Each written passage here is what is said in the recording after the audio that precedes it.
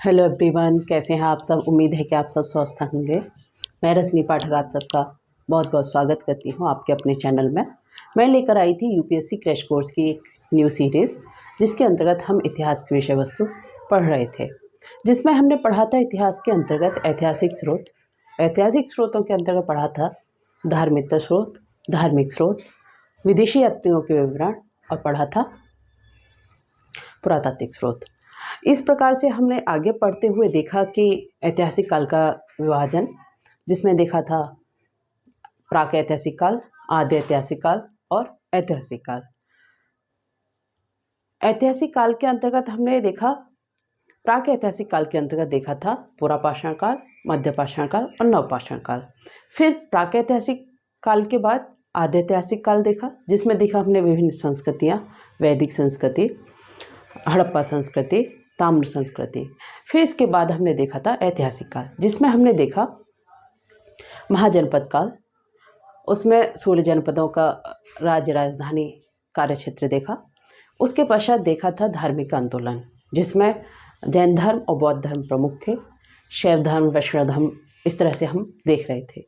फिर देखते हैं कि मौर्य काल आता है। मौर्य काल के अंदर चंद्रगुप्त मौर्य का शासन देखा। उसके पश्चात हम मौर्योत्तर काल के बारे में चर्चा करेंगे। तो इस वीडियो में हम मौर्योत्तर काल के बारे में ही चर्चा करेंगे, जिसका आपका सामने यह 200 ईसा पूर्व से 3 ईस्वी राजनीतिक विस्तार उपस्थित है। तो चलिए प्रारंभ करते हैं मौर्योत्तर काल 200 ईसा पूर्व से 3 ईस्वी का राजनीतिक विस्तार। इसमें आते हैं उत्तराधिकारी राज्य और बाह्य आक्रमण के बाद स्थापित राज्य और नए राज्यों का निर्माण। जो मौर्योत्तर काल है उसको 3 भागों में विभाजित किया है, जिसमें उत्तराधिकारी राज्य है एक तरफ, दूसरी तरफ बाह्य आक्रमण के बाद स्थापित राज्य हैं और कुछ दक्षिण भारत में नए निर्माण हुए थे, नए राज्यों का निर्माण हुआ था, उनका विवेचन करेंगे यहाँ पर। उत्तराधिकारी राज्यों के अंतर्गत शुंग वंश, कंड वंश और सातवाहन वंश हैं। बाह्य आक्रमण के बाद स्थापित जो राज्य हुए थे, जो पश्चिमोत्तर क्षेत्र में थे, उनमें इंडो ग्रीक, शक, पार्थियन या पहला कुषाण प्रमुख शासक हैं। नए राज्यों के निर्माण में दक्षिण भारत में चेर, पांड्य और चोल प्रमुख शासक हैं, जिसमें शुंग वंश की स्थापना पुष्यमित्र ने की थी। शुंग वंश का संस्थापक कौन है? पुष्यमित्र शुंग। शुंग वंश का शासनकाल है 185 से 75 ईसा पूर्व। शुंग वंश का शासनकाल क्या है? 185 से 75 ईसा पूर्व, जिसमें मौर्य शासक वज्रदत्त की हत्या कर उसके सेनापति पुत्र पुष्यमित्र शुंग ने शुंग वंश की स्थापना की। मौर्य शासक जो बृहद्रथ लास्ट शासक था, उसकी हत्या करके उसके ही सेनापति पुष्यमित्र शुंग ने शुंग वंश की स्थापना की। यह ब्राह्मण शासक था। इसने ब्राह्मण आंदोलन को पुनर्जीवित किया तथा भागवत धर्म का विकास किया। किसने? पुष्यमित्र शुंग ने। इसने 2 अश्वमेध यज्ञ किए थे। पतंजलि पुष्यमित्र के पुरोहित थे। पतंजलि ने पतंजलि महाभाष्य लिखा है। पतंजलि कौन थे?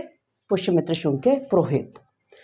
कलिंग का राजा खारवेल था। खारवेल ने मगध पर आक्रमण किया, पुष्यमित्र शुंग को पराजित किया। खारवेल किस वंश का शासक था वो हम आगे चर्चा करेंगे। उसने मगध पर आक्रमण किया था। उस वक्त मगध का शासक कौन था? पुष्यमित्र शुंग था, जिसको पराजित कर दिया था। यह हाथी गुम्फा अभिलेख में मिलता है।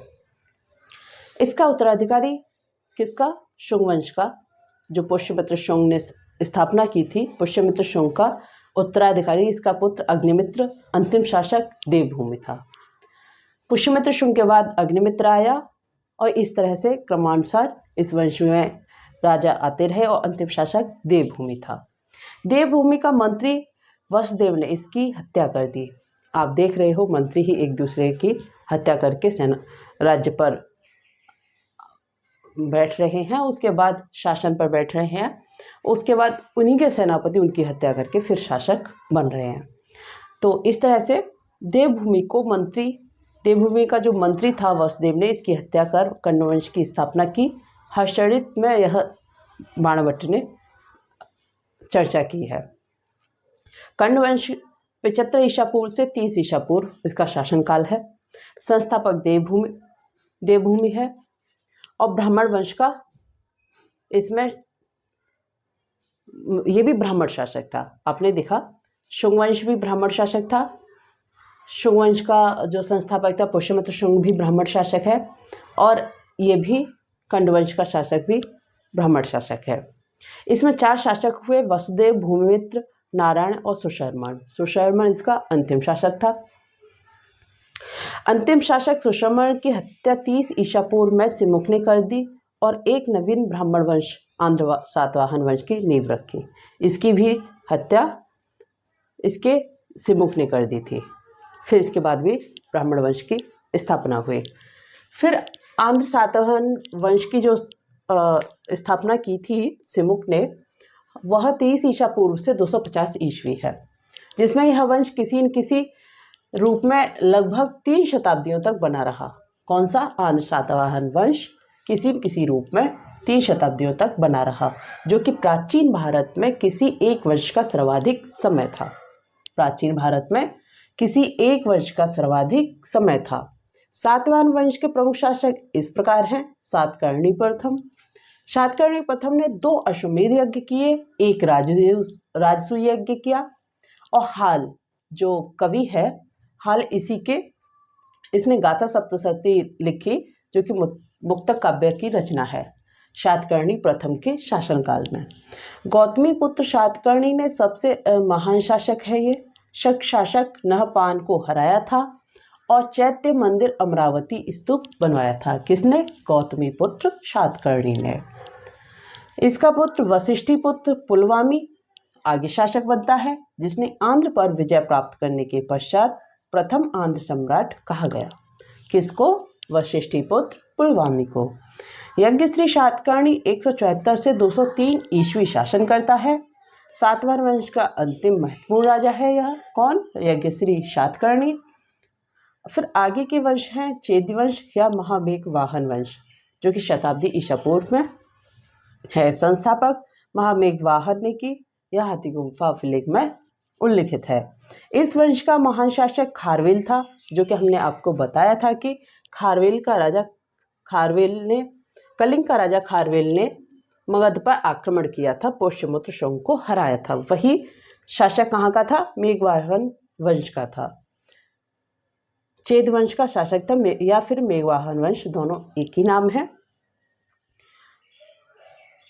यह ऋषभ देव की मूर्ति मगध से लाने में सफल रहा।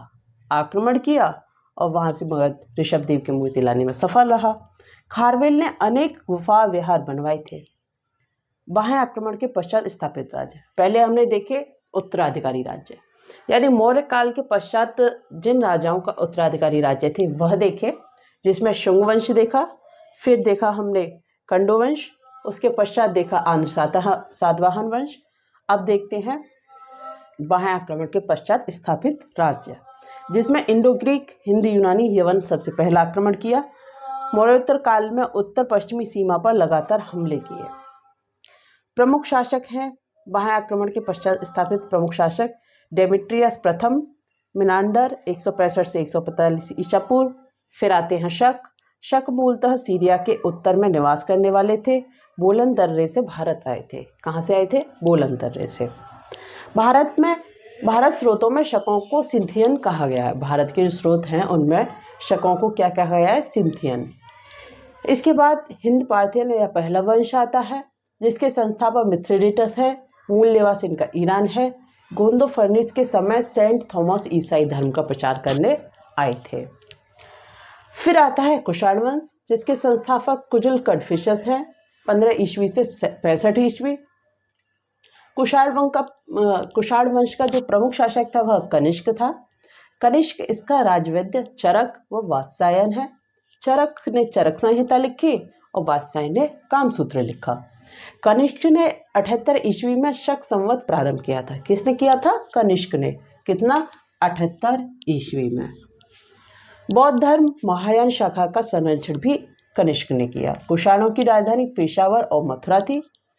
अब इसके पश्चात देखते हैं हम नए राज्यों का निर्माण। हमने 3 राज्यों के बारे में चर्चा की थी मौर्योत्तर काल में: उत्तराधिकारी राज्य, बाह्य आक्रमण के बाद स्थापित राज्य और नए राज्यों का निर्माण। तो अब हम यहाँ देख रहे हैं नए राज्यों का निर्माण। दक्षिण भारत में चेर, पांड्य, चोल प्रमुख शासक थे। चेर प्रतीक चिन्ह इनका धनुष है। और चोलों का प्रतीक चिन्ह बाघ है और पांड्यों का प्रतीक चिन्ह मछली है। चेर के शासनकाल में नेदुंजेरल ने इमयवरमन की उपाधि ग्रहण की थी। किसकी? इमयवरमन की। किसने? नेदुंजेरल ने। पांड्य मदुरई प्रतीक चिन्ह इनका मछली है। नेंडुजेलिन ने रोमन सम्राट ऑगस्टस के दरबार में राजदूत भेजा। किसने भेजा था? नेंडुजेलिन ने रोमन सम्राट ऑगस्टस के दरबार में राजदूत भेजा था। पांड्य राजाओं के संरक्षण में तमिल कवियों की कुछ सभाएं हुई थी। उनको संरक्षण किसने दिया था? पांड्य राजाओं ने। इसलिए उनके युग को संगम युग कहा जाता है। संगम परिषदें इस प्रकार है। संगम प्रथम परिषद हुई थी अगस्त, अध्यक्ष थे, स्थान मथुरा था। द्वितीय परिषद में के अध्यक्ष अगस्त्य एवं उनके शिष्य तोलकापियर थे, जो कि स्थान कपाटपुर था। और तीसरी संगम के अध्यक्ष नक्कीरर थे, स्थान उत्तरी मथुरा था।